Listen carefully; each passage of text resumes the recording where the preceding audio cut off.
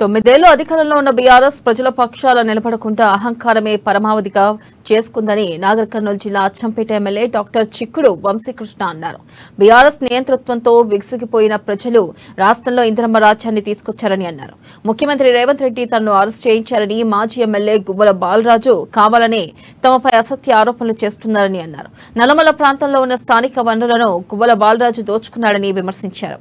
ఓటమిని స్వీకరించలేక గువ్వల బాలరాజు దాడులకు పాల్పడుతున్నారని, గువ్వల అహంకారమే ఆయన్ను ఓడించిందని అన్నారు. ఇప్పుడు కాంగ్రెస్ హయాంలో ప్రజలకు ప్రజారంజక పాలన అందిస్తామని తెలిపారు.